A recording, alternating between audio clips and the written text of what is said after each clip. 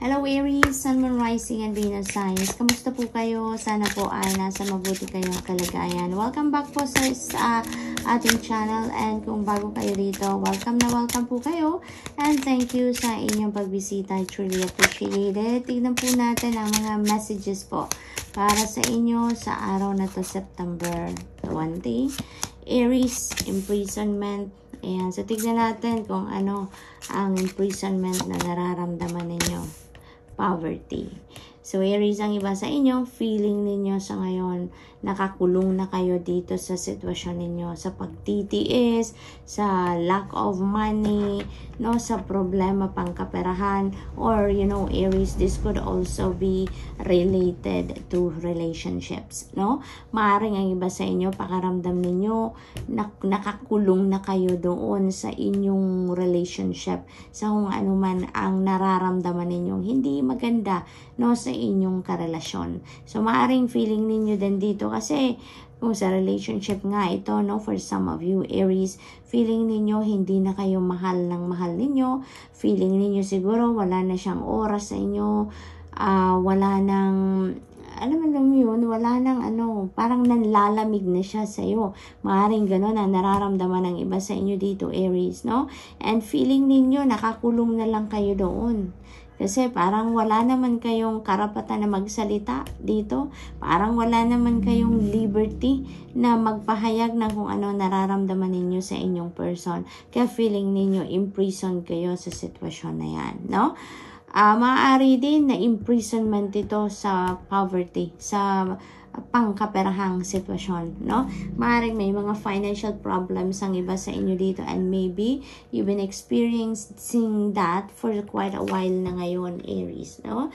Maaaring hindi pa rin nagbabago ang inyong sitwasyon pangkaperahan, kulang pa rin, or talagang sagad na siguro ang budget ninyo, and maybe you're wondering hanggang kailan ba to, no? Maaaring iniisip ninyo na hindi na ba ito magbabago? Kailan ba ito magbabago? So, maaaring gano'n ang sitwasyon ng iba sa inyo dito, Aries. Mature woman, you know what? You are dealing with this mature woman, or you will be dealing with this mature woman. Feeling ko, Aries, no? Si mature woman, maaaring ito yung, it's either siya ay susuporta sa'yo sa poverty situation na to, sa pangkaperahan ninyong problema. Maaring si mature woman kasi could be your parent, no? Maaring nanay ninyo to, lola ninyo to, in-law ninyo, maaring ganon, or auntie ninyo, or maaari din na boss ninyo to, si mature woman. This could be anyone, no, sa buhay ninyo, na maaaring siya yung makakatulong sa iyo, or siya yung tutulong sa iyo para mabago ang inyong sitwasyon pagdating dito sa pangkaperahan ninyong problema, no? Maaaring ganon ang sitwasyon. So, what else? We have message. Meron kayong matatanggap na mensahe, no, around this time. Maybe this is related sa inyong trabaho. Maaring may letter kayo dito of invitation na matanggap, no? Na maaring an offer para kayo ay magtrabaho na, kayo ay may job offer na, or maaring invitation yan for a job interview din, Aries. Maaring ganun din ang sitwasyon dito, no? We also have thief. Ayan, mag-iingat kayo, Aries. Mag-iingat kayo sa mga taong ganito, hindi mapagkakatiwalaan. Okay? Kasi maaring, ang naririnig ko, sabotage. Maaring may tao dito na nagbabantay sa'yo. Nagbabantay sa mga kaganapan sa buhay mo. And maaring, ang pakiramdam ko dito, yung thief neto is yung balak na niyang sulutin kung ano man ang posisyon sa trabaho, or kung ano ang job offer na ino-offer sa'yo dito, no? Maaring yun ang sitwasyon ng iba.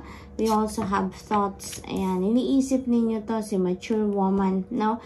Iniisip ninyo to. Maaring si mature woman talaga is someone na pwedeng makatulong sa inyo sa inyong sitwasyon sa ngayon, and maybe siya yung iniisip ninyo na lalapitan ninyo, no? Kasi maaring hindi pa to umi-entra din ngayon sa sitwasyon ninyo, pero maaring nag-iisip kayo kung sino yung makakatulong sa inyo, sino yung mahihingian ninyo ng assistance, and maybe si mature woman ito na iniisip ninyo, no? Maaring lalapit kayo dito, no? Sa kanya para humingi kayo ng tulong, no? So good luck, Aries, and that's all I have for you for today. I hope nakatulong ang mga mensaheng ito in some way. Thank you for watching. Love and light. Namaste. Hello Leo, Sun, Moon, Rising, and Venus signs. Kumusta po kayo? Sana po ay nasa mabuti kayong kalagayan. And ito po ang inyong mga mensahe para sa September 20. Tignan natin, no? And welcome back din po sa ating channel. And kung bago pa kayo rito, welcome na welcome din po kayo. And thank you po sa inyong pagbisita. I truly appreciate it. And God bless you all. Mature woman, Leo, paunang mensahe. Maybe this is someone whom you know, someone na maaring kadugunin nyo to, or maybe this is your boss sa trabaho, no? So, depende sa inyong sitwasyon. Tignan natin kung ano pa ang mga sunod na mensahe. High honor. So, maybe this is, katrabaho ninyo, no? Maaring boss ninyo ito at maaring kino-consider kayo or bibigyan kayo ng mature woman na to ng recognition sa trabaho. Really, bibigyan kayo ng merit for that accomplishment niyo or yung achievement niyo sa trabaho, no? Maaring siya yung boss niyo at bibigyan kayo ng promotion. Maaring ganun din. And poverty, ayan, Leo. So maybe, no? Maybe may sitwasyon din ang iba sa inyo pagdating sa pangkaperahan na maaaring nahihirapan kayo dito pagdating sa pagmamanage ng inyong pera, or maaaring nahihirapan kayo sa income ninyo kasi alam mo yun, parang nasa-short siguro kayo sa budget sa ngayon. But don't worry, no? Mabuti nga at hindi kayo nawawalan ng focus, hindi kayo nawawalan ng concentration, at pinagpapatuloy pa rin ng iba sa inyo dito ang pagsisikap na magtrabaho ng maayos, na maganda. And there is recognition coming in para sa inyo, Leo, for the job well done, and maaring mabigyan kayo dyan ng financial reward, no? Maaring ma-promote ka din dyan, Leo, mabigyan ka ng pagla-level up, na mailagay ka sa mas level up na posisyon sa trabaho, and with that, that is an additional income, additional money coming in, no? We have thoughts, and iniisip ninyo to, si boss, no? Na sana matulungan kayo sa inyong sitwasyon pangkaperahan. Iniisip ninyo na sana na nga, no, mabigyan na kayo ng promotion, mabigyan kayo ng pay raise, maaaring gano'n ang sitwasyon. Journey, may travel involved dito, maaaring ang ninyo dito, ang promotion dito, Leo, na maaaring ibigay sa inyo would require you to relocate, no? Maaring malipat kayo ng ibang department, malipat kayo ng ibang opisina, maaring nasa ibang lugar yan, no? Madistino kayo sa ibang lugar, maaring ganon ang sitwasyon dito, Leo. Okay? Message, ayan. So, maaring merong communication kayo na ma-receive dito that will require you to travel, no? Maaring ganon ang sitwasyon dito. And maybe then na yung message na to is regarding sa inyong promotion, no? Maaring ganun din ang, kasi maaring work from home ang iba sa inyo dito. Kaya siguro nakaka-receive lang kayo ng sulat, emails, ganon, regarding sa movement na mangyayari sa inyo sa trabaho. So Leo, that's all I have for you for today. I hope nakatulong ang mga mensaheng ito in some way. Thank you for watching. Love and light. Namaste. Hello Sagittarius, kumusta po kayo? Sana po ay nasa mabuti kayong kalagayan. Tingnan po natin ngayon kung ano ang mga mensahe para sa inyo September 20, no? Welcome back din po sa ating channel, and kung bago kayo rito, welcome na welcome po kayo, and thank you po sa inyong pagbisita. I truly appreciate it. God bless you all. Sagittarius, mag-iingat kayo around this time, Sag, because there is a false person surrounding you, no? Maaring kaibigan nyo lang din ito, maaring tinuturing ninyong kaibigan pero hindi pala siya totoo sa'yo, no? Maari din na this is your person, no? Maaring yung person ninyo dito merong, alam mo yun, merong hidden agenda sa inyo. Maaring ganon ang sitwasyon. At mag-ingat lang kayo ngayon kasi maaari din na ibang tao to. Maaari din na katrabaho nyo to. Maaring ganon, ano? Maaring si mature man, ang false person, Sagittarius. Maaring manliligaw ninyo to or boyfriend, no? Sag, maaring meron meron siyang purpose kung bakit kayo nililigawan, no? Maaring for something else. Hindi yung totoong kung anong akala ninyo, hindi yun ang totoong nararamdaman ng taong ito or hindi yun yung totoong pakay ng taong ito sa inyo, no? So that is not going to resonate with everyone, Sag. So just pick up kung ano man ang sumasakto lang sa inyong sitwasyon, okay? So there is a child dito. Maaring merong mag-welcome dito ng bagong baby. A new baby is coming into your life dito, Sagittarius. For some of you, maaari din na this is a new beginning na i-embrace ninyo around this time. Maaring this is a new relationship. No? Maaring si mature man ay nanliligaw sa inyo and maaring you are going to decide na to enter a new love and romantic relationship with this mature man. No? Sagittarius, maaring ganon. Or maaring boyfriend yun na to, si mature man, and maaring mag-aasawa na kayo. Maaring you are entering that new level in your commitment at maaring may kasalan ng magaganap dito for some of you.